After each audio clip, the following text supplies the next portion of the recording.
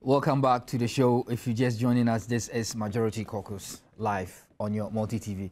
I have been joined in by my second guest in the person of Samuel George Nete, a member of government communication team. Samuel, thank you very much for joining us. You're welcome. Yes, Samuel, before I come to you, comrade, you were telling us about the feudalist system. Yeah. And that you think our democracy is in the reverse. Society has moved from one stage to the other.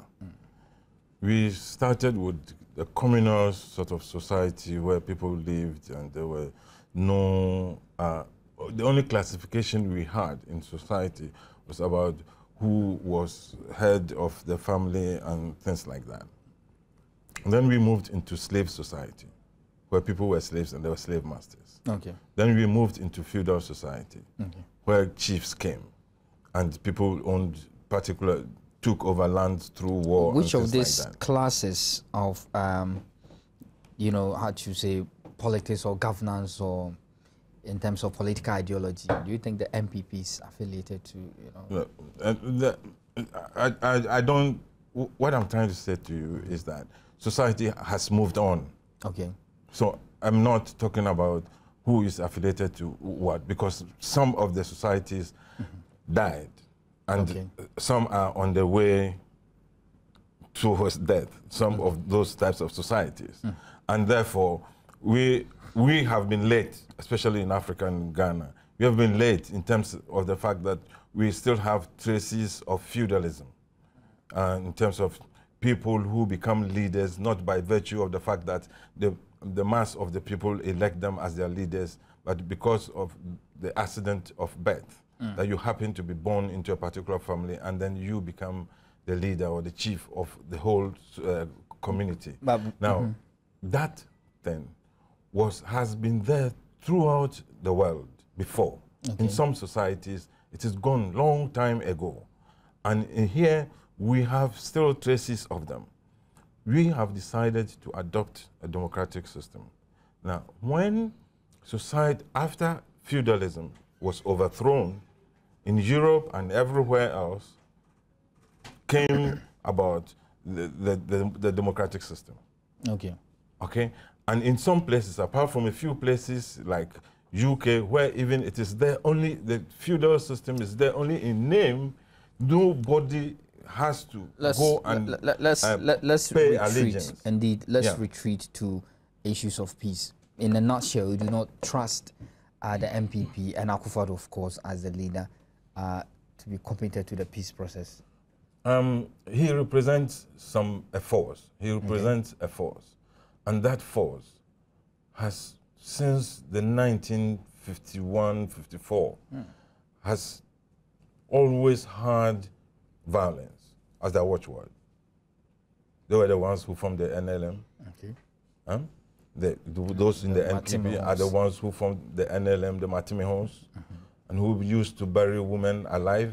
That's a serious one. Kroboduse's sister was bombed when she was cooking for her children. All the bomb throwing that were taking place in the 1960s, the current MPP chairman's father was one of the bomb throwers. You mean Jacob? Ovichibelamte. There is still somebody, Madame Asantwa, Elizabeth Asantwa, who stays in Dansuman at the moment. One leg is amputated, the other one is withering away. And she sits there because she was bombed at Accra Sports Stadium in 1964 by Ovichibelamte and his people, just because they want to rule. Now, they have always not accepted that unless they win, unless they are in power, then the rest of society will not have peace. And thank you very much. George, is that a position or is that a sentiment you share that the MPP is targeting nothing less than a victory? And so long as that does not happen, what is known as peace, I'm not sure they would be committed to having that in Ghana. Well, a very good evening to our viewers. And I think I, by and large, share the sentiment of Comrade Kwame. Kwesi. The point must be made here that the NPP under its current leadership can best be described as the bastion of violence in this country. Why so? The NPP has two leaders today, a political leader and an administrative leader. Okay. The political leader, Nana Addo Dankwa Akufo-Addo. This man clearly, as it stands today, is the single most dangerous threat to the peace of this nation. This is how he has been described by the U.S. Center for International Strategy.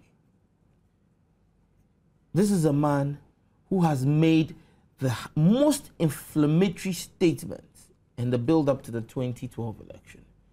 This is a man who has introduced ethnic politics into our body politicking. This is a man who has introduced religious politics into our body politics. This is a man who celebrates the butchering and murder in cold blood of Ghanaian citizens. Etiwa yetre bibi kakra. I was in Etiwa. Broad daylight. Cool. Ghanaians took up machetes and cut fellow Ghanaians to pieces and killed them on the streets of Etiwa. Not in a jungle. Not on the scene of a Nollywood or Gollywood movie. Not in Liberia. Not in Liberia. Not in Rwanda. In the Republic of Ghana. Kwame Nkrumah's Ghana. Broad daylight. And Nana Addo Dankwa Akufo-Addo takes credit for it and says that Etiwa, your chair will be kakra. We all saw what happened in Etiwa.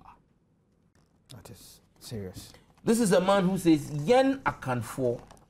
If you take the Political Parties Act, it states that all political parties must be national in color. Yeah. I'm a Ghana Dangwe. I know we do not, our ethnicity is not Akan. At all. And I know that those from the northern region, the three northern regions, are not Akan. And so I wonder how the Voltarians are not Akan. I wonder how an entire political party can align itself with just one ethnicity. This is a man who says that vote for myself and my running mate, Mahmoud Bawumia, because when you vote for me, you vote for the Bible. When you vote for Bawumia, you vote for the Quran. Since when did we start checking the religion of people we vote for? And to show you how myopic and short-sighted they are, they forget that at every national investiture, the chief imam says a prayer. Indeed. The chief imam will not say a prayer with Shinap or the Bible. He will say it to the Quran. And so the Quran would always, has always, and will be represented on January 7th, 2013, when His Excellency John Dramani Mahama, inshallah, is going to be sworn in as the next president of this republic. Going forward, we saw for me, ceremony of a peace pact before a monarch. I don't want to go into the dynamics of that whole scenario. I don't know if it is going to be relevant to this discussion. Why not? Because I wonder, where was the House of Chiefs? Yeah. Where? Because they do ask similar questions. If I came in, where was the House of Chiefs? Where is all the distinguished regents from up north? Where are the Ghana chiefs? But let's be fair, it was in conjunction with the Peace Council. And if I'm right. Yeah. My point is, why one monarch? Do we have a supreme monarch in this country? Not that I'm aware of. This state is not a monarchical state. At all. And so we cannot subject or reduce the institution of chieftaincy in this country to the feet of one monarch. It feeds into a certain political ideology of Yen Akanfo. Now, even when that fits into that party's ideology, and you would expect them to go along with the charade, what does the leader of the NPP do? Because inherently, the Akan thing that he spoke about was a statement of convenience. In truth, he owes his allegiance, and that's why he's gone further, apart from saying yen akanfo, to say yen achemfo. Oh, he added that? Yes. Okay. When he met with the people in Ibakwa, he went ahead and said so. And this was a secret recording? Clearly, a secret recording. Now, the point must be made that there's always been that long-standing feud between the Ochihini and the Asantehene. And then he comes before the Asantehene and decides to show gross disrespect for the Asantehene. How so? They were supposed to come and sign a peace pact and pledge to peace in the elections. There were 8 presidential aspirants there. 7 of them pledged to peace. 1 went and set conditions for him to come back at a later date to pledge to peace. Watching that ceremony, I heard Nana Addo Dankwa Akufo-Addo say that for there to be peace in this country, for us to have lasting and true peace in this country, he wants an investigation into matters in Esutifi South. He wants an investigation into the Yawbatin Jan tape, and that the killings in Agboglushi, he also wanted an investigation. And I ask myself, with all due respect to Nana Addo Dankwa Akufo-Addo for all he claims to have achieved in life, including the Komepreku demonstration which led to the death of Ahunna Wanga and 3 other Ghanaian young men who only God knows what their contribution to national development would have been. This is a man who is supposed to pledge to peace. And he now has the audacity to set the ground rules for the 25 million Ghanaians he hopes to lead as president. And tells us the conditions under which we can have peace in this country. Well, fact, and this is a fact check for Akufo-Addo, the 25 million people in Ghana would not have peace on any condition.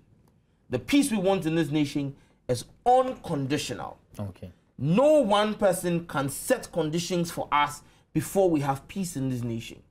And anybody who thinks that he holds the key to peace in this nation and as such would want to perpetrate violence a week from tomorrow would be met with the greatest form of resistance this nation has ever put up. Because Ghanaians want peace. That is why peace and stability is of paramountcy in all the polls that have been done locally and internationally. Of what use is a free education or a quality education if your nation is at war? Of what use is the buoyant, thriving economy if that nation is at war? Of what use is the thriving national health insurance scheme or quality health care if the nation is at war? All those things are only going to be of beneficial interest to the Ghanaian people, premised on a peaceful nation. And if one man has refused to pledge to peace, I think it is a clarion call to Ghanaians that we must oppose anybody who is opposed to the peace and well-being of this nation. Oh, absolutely. I have also heard a report from Kumasi, Ashtown, to be precise, and some bodyguards of Dr. Matthew Puku Prempeh, the MP, is that MP for Menchia, right? Yeah, have dealt with a guy in a very, very miserable manner. He has been, he has received some, some cutlass wounds, if I'm allowed to put it there, and the police has since deployed some forces to ensure peace in that area. But I'll take my second break. When we come back, we'll look at some of this disturbing development. Stay with me.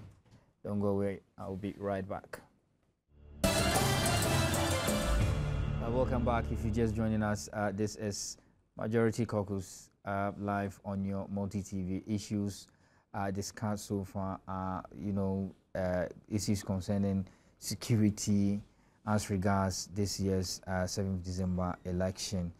And we have been looking at, the historical antecedent of the MPP and whether or not this is a party to look out for when you want peace vis-a-vis what the NDC represents. But, comrade, some very, very damaging development in Kumasi. And I also heard somewhere in Ewutu Senya, one of the newly created constituency, in Ewutu Senya around Kaswa, thereabouts. I mean, some attacks on NDC activists. But these are the signs of what actually, of the intention of the NPP. Now remember that their flag bearer was the first to say, we have to die and win this election. Okay. And then he said, at all costs, we have to win. No matter what. Then his youth leader came and said, we will turn this country into Afghanistan if we are not declared winners. He did not say if we did not win. He said if we are not declared winners. So even if he loses, you have to declare him a winner. Then came Obichebe Lamte, the party chairman. He also said, look, this is an Akan birthright. So if you don't allow them to rule, then there's going to be Côte d'Ivoire. Okay? Then we have, I think it was one of the other, the former general secretary or the party chairman, who also said that it would turn the place into, this country into Rwanda. Then Abayi Fakabo comes again, says, we are recruiting mercenaries. We are recruiting people from Libya and from the Libyan war and from other places. But the most crucial thing that he said is that we are also going to instigate fighting. We are going to instigate fighting. So, all these things that are happening, Hutu, Senya, this place, all that place, they will have to instigate the fighting. And when they instigate the fighting, they blame it on somebody else. Okay. They will instigate the fighting. So that when there is fighting, they will blame it on somebody else. So that's what is happening. So all these people who are being cut from place to place, if you react to it, you have to defend yourself if you are attacked. Now, if you are strong enough to defend yourself, then they say you did it. But they are instigating it. Now, I'm quite surprised that listening to Nana Akufo-Addo in his Kumasi speech, all these things that his people are saying, actually threatening the security of the state. And Kennedy Japan, one of their leading lights, who is always on radio and his television, saying, I declare war in this country. He doesn't find anything wrong with it. But as someone, the NDC organizer, makes a statement which is more of a bragging statement than actually threatening peace. And he says, you have to investigate it. But the national security has conducted... But it doesn't matter. The fact that he finds something wrong with it, but he does not find something wrong with people who are... that his people are confessing that they are recruiting mercenaries and that they are going to instigate fighting in Kumasi by his speech. He is actually instigating the fighting there. So if it happens, that is it. That is the plan. So I think that the whole idea is that at this moment, it is like, oh, it is touch and go. It is very likely we will lose. So let us do these things so that we will then fight. We start fighting and blame them for it. That's what's happening. I see. But really, Sam George, should the electorate be intimidated? Because it looks to me like, as Comrade Kwesidu has just intimated, that the plan to orchestrate violence has started being unfolded. Should they feel scared? Should they be frightened? Ali, I'll tell you something. Kennedy Japan said, Ashantis should kill guns and Evers. My friend, Samuel Oku, said, if they say we should license pistols, that's guns, what my friend? Yeah. You license. So that one, it's a bonano. That is the height of violence and intolerance in the NPP and its surrogates. Ali, I would repose my trust in the security services of this country. Okay. I listened to the head of the National Election Task Force, and he made the point that we are having the biggest security operation this country has ever seen on December 7th. There are going to be 41,000 security men drawn from the Ghana Police Service, Fire Service, Customs, Immigration, 41,000. And then an additional 5,000 men from the Ghana Armed Forces. Would that include special forces? He did not give details, but I believe that the special forces will most likely be engaged. We were told when they were out that there will be a rapid response unit wherever there's the need for their specialized skills and specializations. You see, the point must be made clear here that as far back as in March,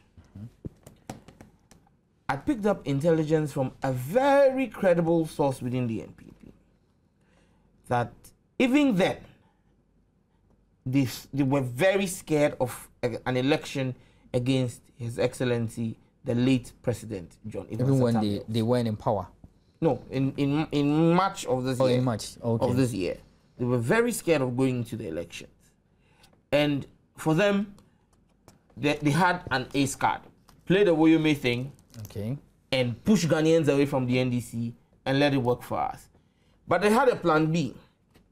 If Woyome failed to give them victory at the polls, they were going to unleash violence in this country.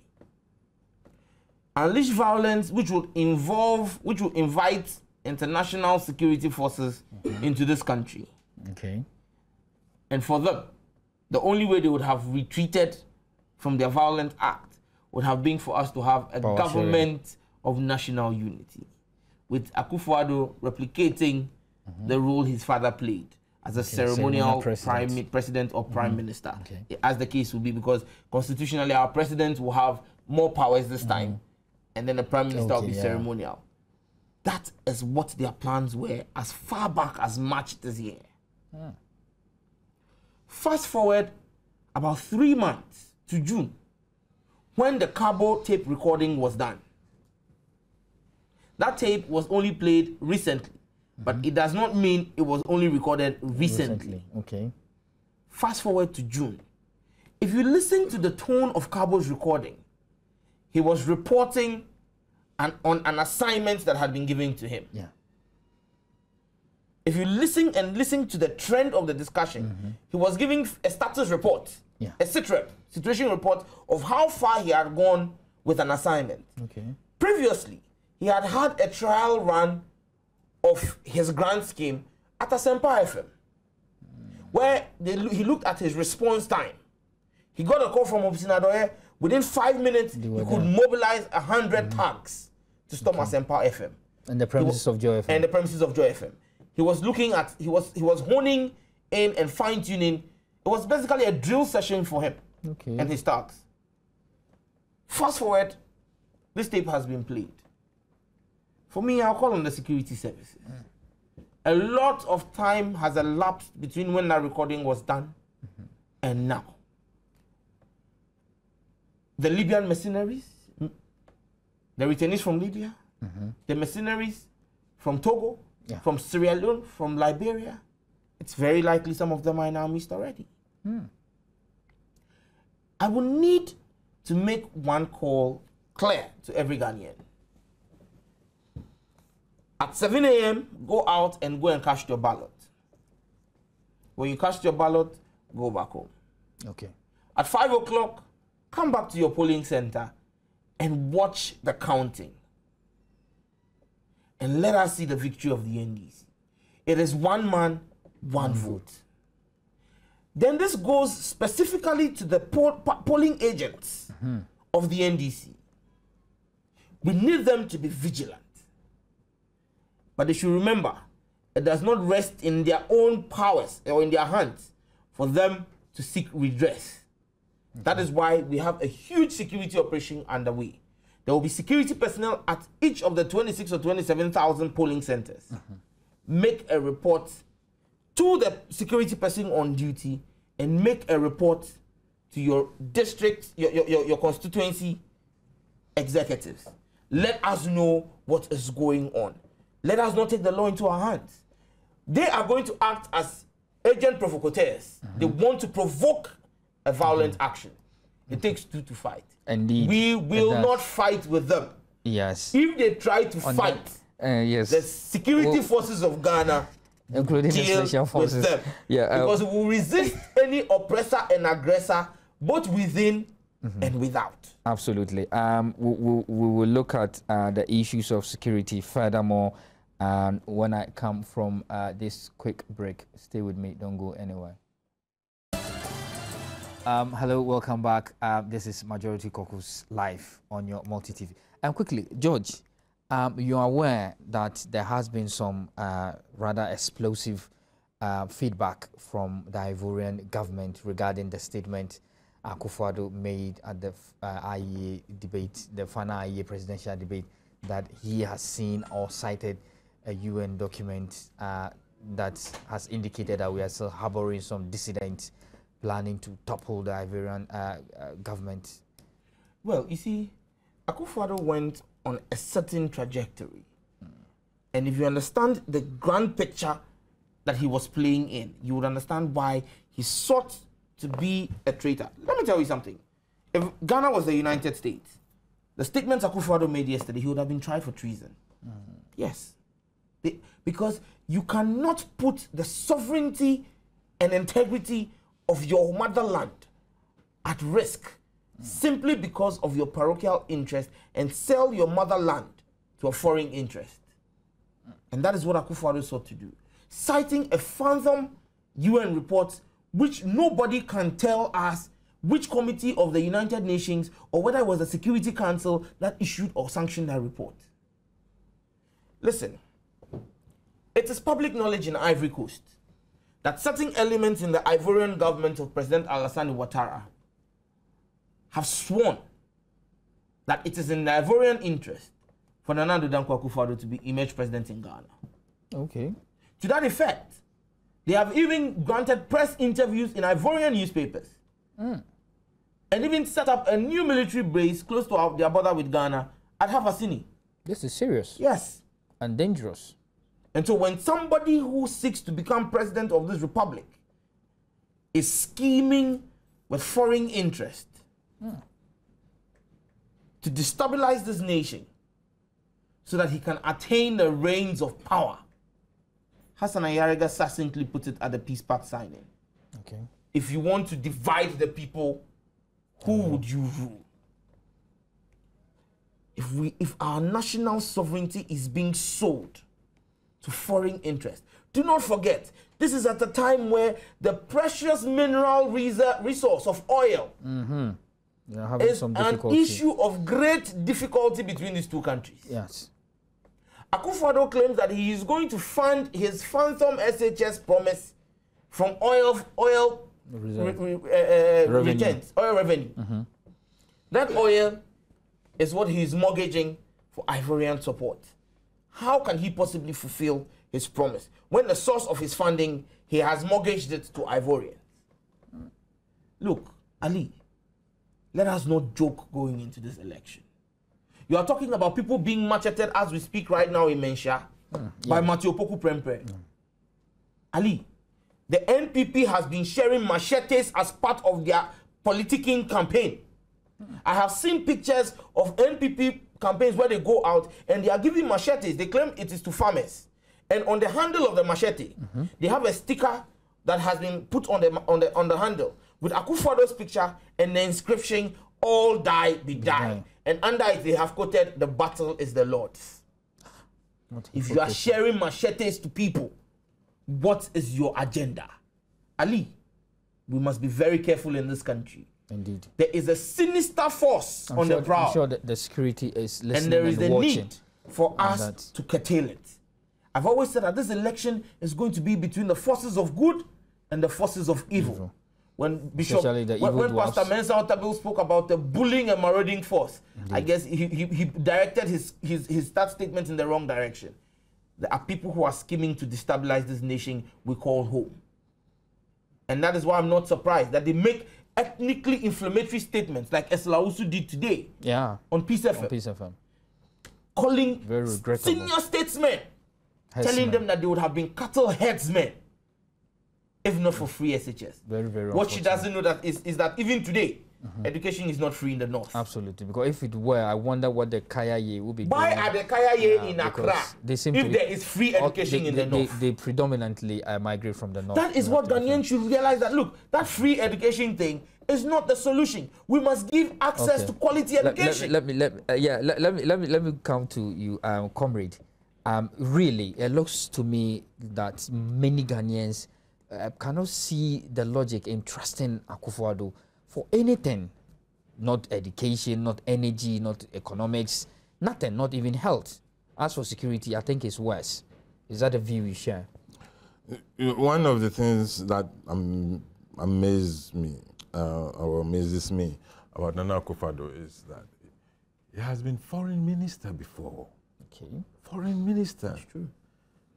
He knows about the 1951 UN Convention on Refugees, which says that if you have genuine fear of persecution in your country, you can go to another country for sanctuary. And NPP people have benefited from this. They used to be in Togo, in Cote d'Ivoire, in UK, in Germany, everywhere. J.H. Mensah, where was he? Including Atta Kennedy, he himself. Of course. Now, Francis Opoku, where was he before the NPP won power? Where were they? And yet, when they were in the UK, were they not having meetings? They do. So what is wrong if an Ivorian feels that he has genuine fear of persecution in Cote d'Ivoire and then comes to Ghana?